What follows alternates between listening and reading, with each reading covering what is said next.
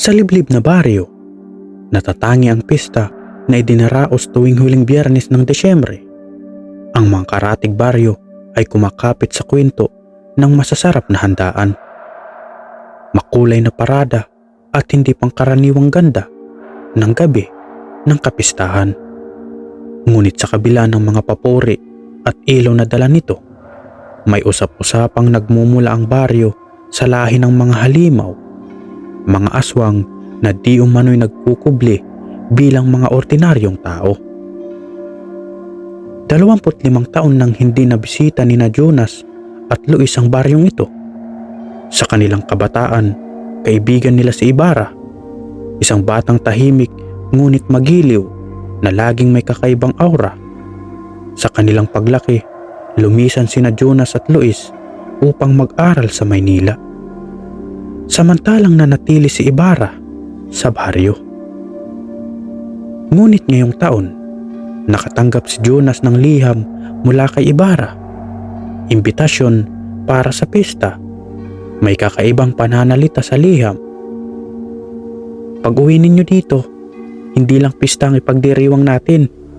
Pagdiriwang ito ng muling pagkikita at malalaman ninyo ang tunay na ganda ng baryo. Huwag kayong mag-alala, magiging espesyal ang gabi para sa inyo. Bagamat kinalabutan si Jonas sa liham, naudyukan siya ng pagkamausisa. Sinama niya si Luis na mas makulit kaysa maingat upang samahan siyang balikan ang baryo ng kanilang kabataan. Pagdating sa baryo, agad na napansin ni na Jonas at Luis ang kakaibang katahimikan. Bagamat pista, tila walang masyadong tao sa paligid. Ang bawat bahay ay may sabit na mga parol, ngunit ang liwanag ng mga ito ay tila nagpapalungkot sa kalangitan imbis na magbigay ng sigla. Nang makarating sila sa plaza, doon nila nakita ang malaking entablado na punong-puno ng mga dekorasyong pula at itim. Nakatayo roon si Ibarra, nakangiti at tila ba inaabangan talaga ang kanilang pagdating. Mas matangkad at mas maamo ang hitsura niya ngayon, ngunit may kung anong bagay sa kanyang mga mata na hindi magpapakampante sa sinuman. Jonas! Luis! Salamat sa pagpunta. Matagal ko na kayong inaasahan. Nagyakap silang tatlo, ngunit napansin ni Jonas na malamig ang hawak ni Ibarra. Pagdating ng gabi, dumagsa ang mga tao sa plaza. Naghanda ng iba't ibang putahe, lechon, kaldereta, sinigang at mga kakanin. Ngunit habang kumakain si Luis, may napansin siyang kakaiba. Jonas, parang ang daming mata na nakatitig sa atin, bulong niya. Ngunit si Jonas, dala ng gutom at pagod, binaliwala iyon. Habang patuloy ang kasayahan, tumunog ang kampana ng simbahan. Tumilim ang paligid at isang babae ang nakasuot ng pulang belo ang lumapit sa entablado. Nagsimula siyang umawit, isang matinis at nakakakilabot na tono. Napansin ni Jonas na habang kumakanta ang babae, nagiging matalim ang tingin ng mga tao sa paligid. Huwag kang tumingin, sabi ni Ibarra na biglang sumulpot sa tabi ni Jonas. Mas mabuti kung tapusin mo ang pagkain mo. Pagkatapos ng hapunan, inimbitahan ni Ibarra sina Jonas at Luis na manatili sa kanyang lumang bahay.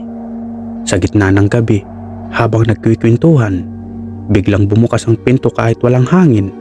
Napansin nilang may isang grupo ng mga tao na nakatayo sa kalsada, nakatingin sa kanila. Iyan ang aming mga panauhin. Sila ang dahilan kung bakit espesyal ang pista ngayon, paliwanag ni Ibarra. Nang sumilip si Luis sa bintana, nakita niya ang mga taong iyon ay hindi ordinaryo. Ang ilan ay may mahabang kuko, ang iba na may tila may mga matang kasing pula ng dugo. Agad niyang tinapik si Jonas.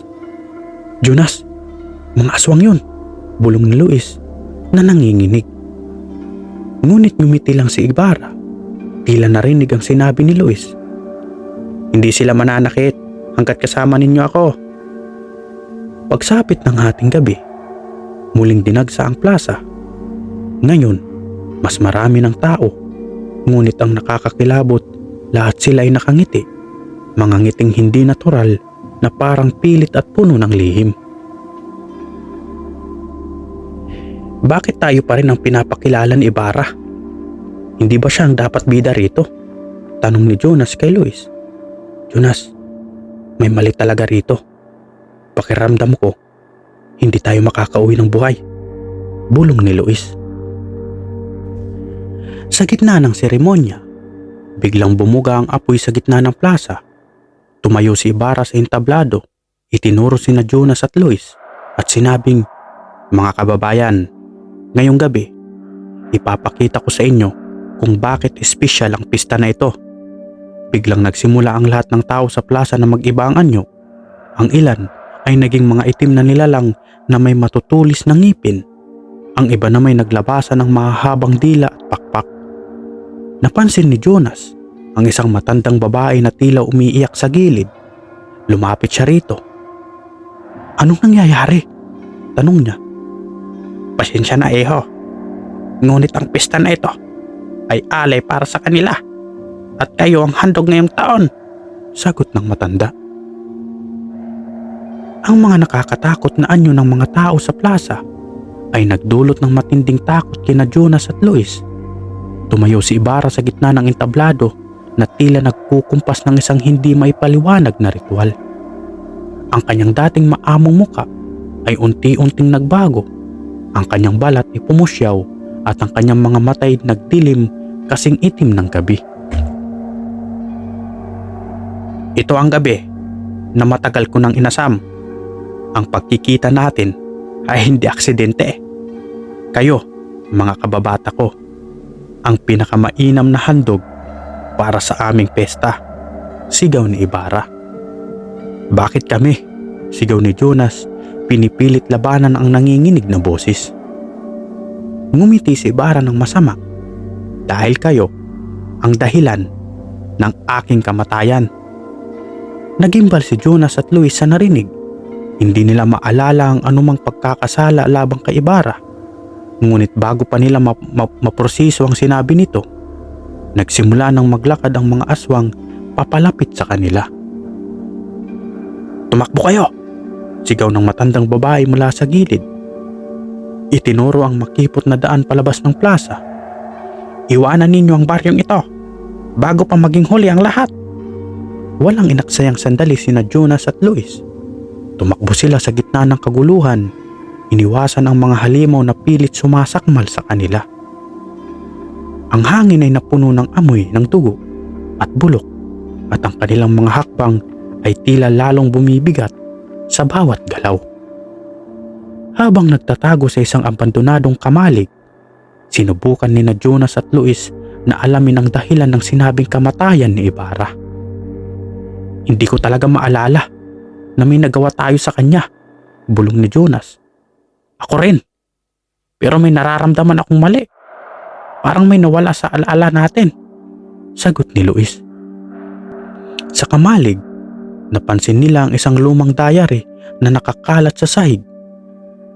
Sa pabalat nito, nakasulat ang pangalan ni Ibarra. Agad nila itong binuksan at binasa ang nakasulat.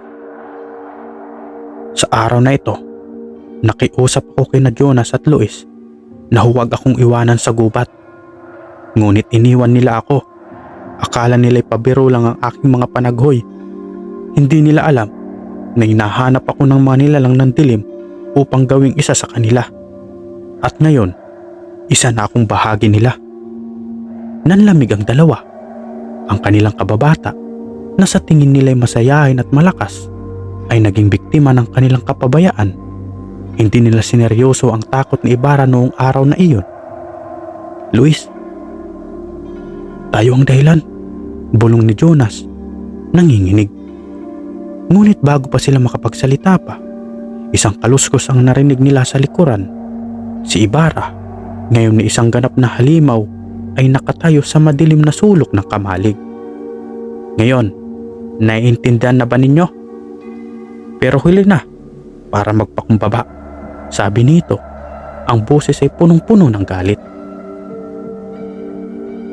Nagpaikot-ikot sa kamalig si Ibarra. Tila sinusubukang takutin ng dalawa bago umatake. Si Luis sa kabila ng takot ay nakapulot ng isang kahoy at itinutok iyon kay Ibarra. "Lumayo ka! Hindi namin sinasadya ang nangyari noon," sigaw niya. Ngumiti si Ibarra at ang kanyang ngipin ay tila mga patalim. "Hindi sinasadya? Ang bawat galos, ang bawat gabi ng gutom at ang bawat patak ng dugo, lahat ng iyon ay nangyari dahil sa inyo." Bigla siyang umatake. Mabilis si Jonas. Hinila si Luis palabas ng bintana ng kamalig. Tumakbo sila patungo sa kagubatan. Ngunit ang mga aswang sa baryo ay tila nandoon na rin. Hinihintay ang kanilang pagdating. "Wala na tayong takas," sigaw ni Luis habang palapit ng palapit ang mga nilalang. Ngunit bigla, mula sa kadiliman, lumitaw ang matandang babae. May hawak itong malaking cross na gawa sa kahoy at sinigawan niya ang mga aswang. "Lumayo kayo sa kanila! Hindi sila para sa inyo!" Nagulat si Jonas. "Sino ka ba talaga? Wala nang oras para magpaliwanag. Basta sundan ninyo ako kung gusto ninyong mabuhay," sabi ng matanda. Habang binabaybay ni na Jonas at Luis ang masukal na kagubatan kasama ang matandang babae, hindi nila maiwasang magtanong kung sino siya. Ngunit sa bawat subok nilang magsalita, agad silang pinapatahimik ng matanda. "Hindi ito ang tamang oras para mag-usap. Ang baryong ito ay binabantayan ng mga matapantinig na hindi tao," bulong niya. Pagkalipas ng ilang minuto ng paglalakad, nakarating sila sa isang lumang kubo na tila abandonado. Pumasok sila at doon nagsimulang magkwento ang babae. "Matagal na akong naninirahan sa baryong ito. Ako si Nana Pilar, ang huling albularyo sa baryong ito. Ang pista ay hindi tunay na pagdiriwang. Ito'y ritual ng mga aswang upang mag-alay ng mga kaluluwa. Taon-taon may mga tagalabas na napapadpad dito, tulad ninyo, upang gawing handog." "Bakit kami?" tanong ni Jonas. "Dahil sa inyo nagsimula ang sumpa ni Ibarra. Noong araw na iniwan ninyo siya sa gubat, nagising ang mga halimaw na natutulog sa lugar na iyon. Ang kanilang dugo ay tumawid sa kanyang kaluluwa. Ginawa siya isang kanila. At ngayon, siya ang pinuno ng kanilang lahi," sagot ni Nana Pilar. "Pwede pa ba siyang mailigtas?" tanong ni Luis, umaasa. Umiling si Nana Pilar. "Hindi na. Ngunit maaari pa kayong makatakas. Kailangan ninyong iwan ang baryong ito bago sumapit ang madaling araw. Kapag pumutok ang liwanag ng araw at narito pa kayo, magiging bahagi na rin kayo ng kanilang sumpa." Hindi na nag-aksaya ng oras sina Jonas at Luis. Sa tulong ni Nana Pilar, nagsimula silang maglakad patungo sa isang lihim na lagusan palabas ng baryo. Ang daan ay masikip, puno ng tinik at putik, ngunit wala silang magawa kundi magpatuloy. Habang naglalakad, naririnig nila ang mga alulong at ungol mula sa kagubatan. Ang mga aswang ay hindi pa sumusuko sa paghahanap sa kanila. "Malapit na tayo. Ngunit kailangan nating mag-ingat. Ang lagusang ito ay bantay sarado," bulong ni Nana Pilar. Pagkarating nila sa bunganga ng isang kuweba, bigla nilang narinig ang mga yapak sa kanilang likuran. Nang lumingon sila, nakita nila si Ibarra kasamang isang hukbo ng mga aswang. "Jonas! Luis! Hindi ba't mas maganda kung tapusin natin to dito? Huwag na kayong tumakbo pa. Tangkapin na ninyo ang inyong kapalaran," sigaw ni Ibarra. Ang boses nito ay halong galit at saya. Walang oras para magdalawang isip. Hinila ni Nana Pilar sina Jonas at Luis papasok sa kuweba. Ngunit bago sila makapasok ng tuluyan, isang aswang ang biglang umatake mula sa gilid. Nahulog si Luis sa lupa at napasigaw. "Luis!" sigaw ni Jonas, ngunit pinigilan siya ni Nana Pilar. "Hindi natin siya may liligtas. Kung babalik ka, tumakbo ka!" Ngunit hindi nakinig si Jonas. Sinugod niya ang aswang na kumakapit kay Luis at sinubukang hilain ito palayo. Gumamit si Nana Pilar ng orasyon at itinulak ang aswang gamit ang kanyang cross. Ngunit hindi nito mapigilan ang sunod-sunod na pag-atake mula sa iba pang halimaw. "Wala nang oras! Jonas! Pumasok ka sa lagusan!" sigaw ni Nana Pilar. Sa huli, kinailangan nilang magdesisyon. Hinila ni Jonas si Luis papasok sa kuweba at doon sinarhan ni Nana Pilar ang lagusan gamit ang isang mahiwagang dasal. Tumigil ang mga aswang sa pag-atake, ngunit naririnig pa rin nila ang mga ito sa labas na nangagalit at humihiyaw.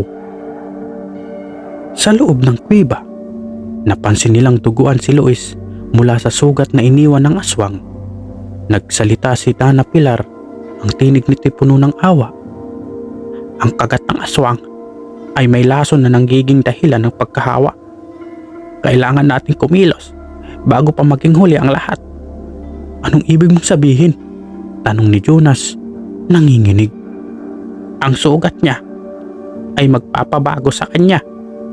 Kailangan nating pumili. Bitawan siya o gawin ng masakit na paraan upang siya'y mailigtas." Napuno ng katahimikan ang paligid habang iniisip ni Jonas ang kanyang desisyon. Sa labas ng kuweba, patuloy ang mga aswang sa paghahanap at dahang-dahangang umaakyat ang liwanag ng araw. "Jonas!" pulong ni Luis habang nakahandusay at nangihingalo. "Kung wala ng paraan, huwag mo na akong iligtas. Ayokong maging isa sa kanila." Nanlumo si Jonas sa narinig. Ang kanyang pinakamatalik na kaibigan ay nagbigay ng desisyon, ngunit hindi siya handang sumuko. "Hindi kita iiwan, Luis. Kung kaya kang mailigtas, gagawin natin ang lahat." Tumitig si Nana Pilar kay Jonas. "May isang paraan, ngunit napakabigat nito. Kailangang alisin ang lason bago ito kumalat. Ngunit ito'y nangangailangan ng sakripisyo at maaaring hindi rin siya mabuhay pagkatapos." "Anong kailangan nating gawin?"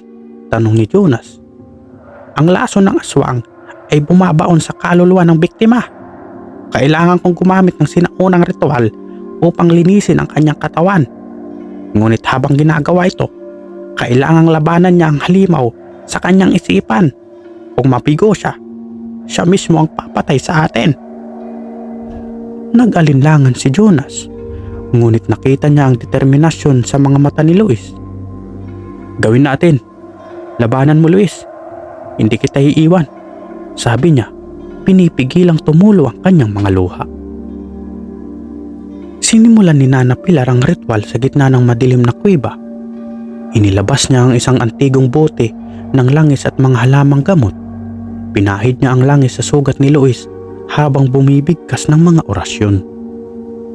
Habang nangyayari ito, nagsimulang magpumiglas si Luis. Napasigaw siya.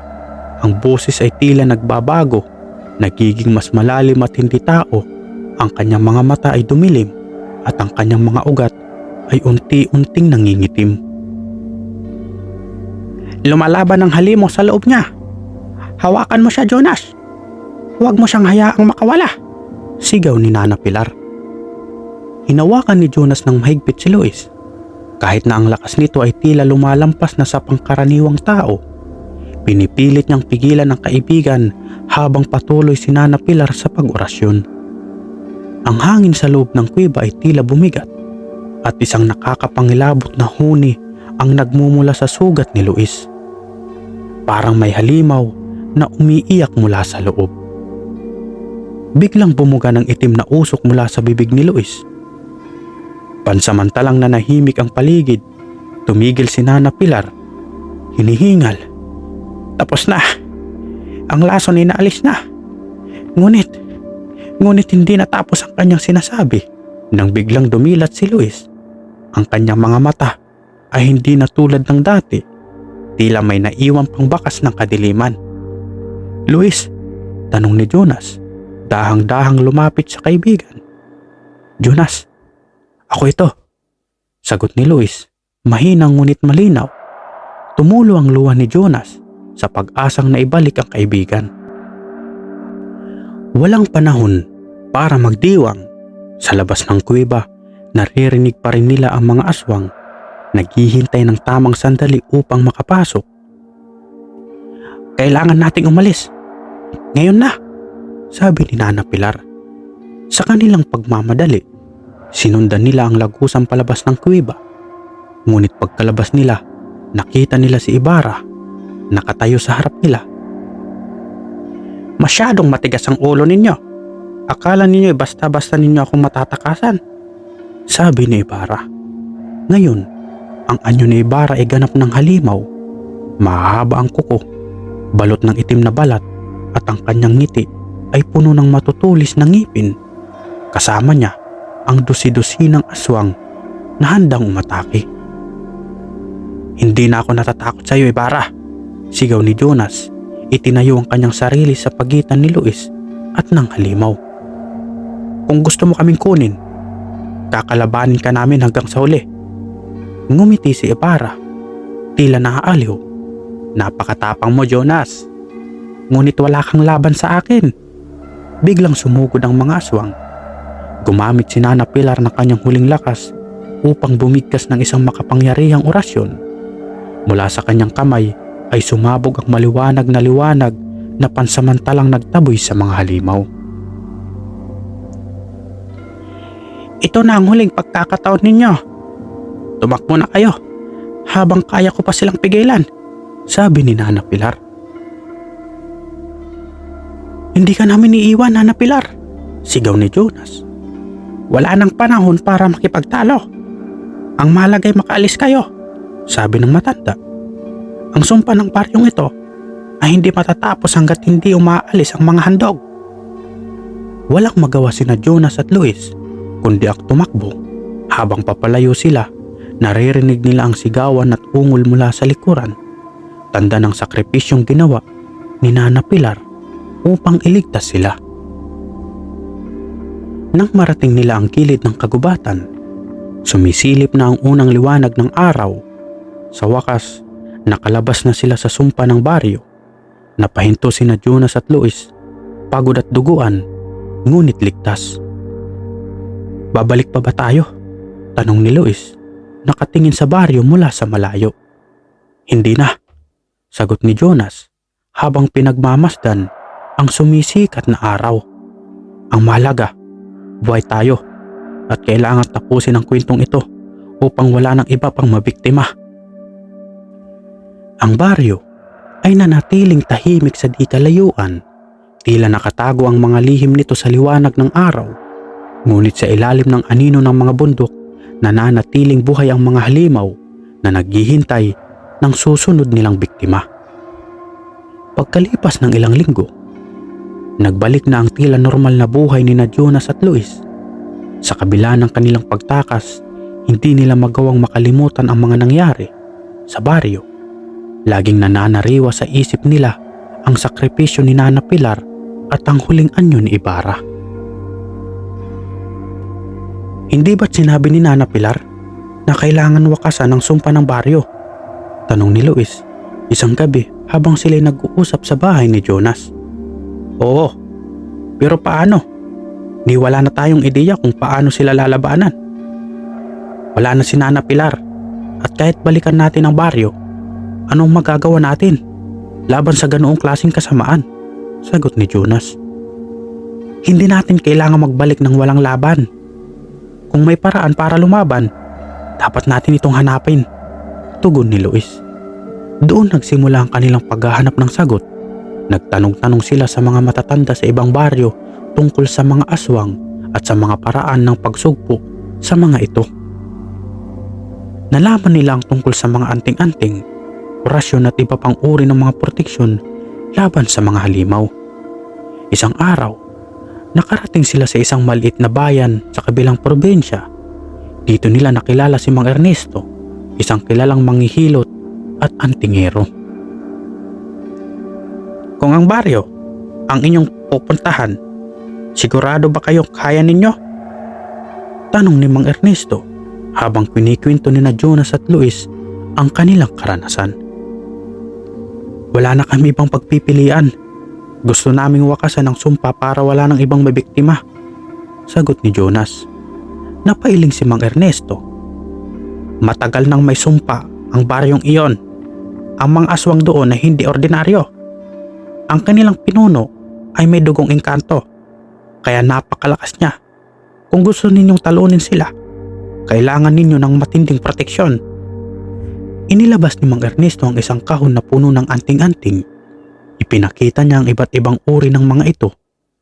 Mga krus, medalyon at iba-ibang nililok na bato na may ukit na mga sinaunang simbolo. Pumili kayo, pero tandaan ninyo, hindi sapat ang anting-anting. Kailangan ninyo ng tapang, disiplina at paniniwala sa kapangyarihang ito, sabi ni Mang Ernesto. Pumili sina Jonas at Luis ng anting-anting. Si Jonas ay kumuha ng krus na may ukit na orasyon, samantalang si Luis naman ay pumili ng maliit na bato na sinasabing nagbibigay ng lakas at proteksyon. Kapag binalakan ninyo ang baryo, sundin ninyo ang mga ito, sabi ni Mang Ernesto. Huwag kayong aalis sa liwanag ng kandila. Huwag kayong lalapit sa kanila ng walang dasal sa isip, at higit sa lahat, huwag ninyong hayaang kainin kayo ng takot. Pagkatapos ng mahabang paghahanda, bumalik sina Jonas at Luis sa baryo. Gabi na noon, at tahimik ang buong baryo. Wala ni isang kaluluwa ang naglalakad sa kalsada. Sigurado ka ba dito? Tanang ni Luis habang naglalakad sila sa gitna ng baryo. Wala nang atrasan, sagot ni Jonas, mahigpit na hawak ang kanyang anting-anting. Nakarating sila sa plaza, ang lugar kung saan unang nangyari ang ritual. Ang entablado ay naroon pa rin, ngunit ngayon ay puno ng mga patak ng dugo at mga bakas ng naganap na karahasan. Biglang naramdaman nila ang malamig na hangin. Sa isang iglap, lumitaw si Ibarra, nakangiti habang naglalakad papalapit sa kanila. Akala ko ba't nakatakas na kayo? Sabi ni Ibarra, ang boses nito'y puno ng pag-aalipusta. Bakit kayo bumalik? Para tapusin ito. Hindi na kami papayag na may iba pang mabiktima ng iyong kasamaan, sagot ni Jonas. Tumawa si Ibarra. Napakatapang ninyo. Pero paano ang laban ninyo sa amin? Kayong dalawa, laban sa baryo? Lumabas ang iba pang aswang mula sa dilim. Dahan-dahang pumalibot kina Jonas at Luis. Kung ganon, magsimula na tayo, sabi ni Jonas, sabay buhos ng asin sa lupa at sindi ng kandila.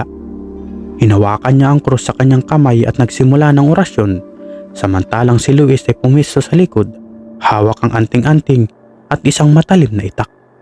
Magsisimula na ang laban para sa kanilang kaligtasan at para sa kaluluwa ng baryo. Habang bumibigkas si Jonas ng orasyon, nagsimulang kumilos ang mga aswang. Isa-isang lumapit ang mga ito.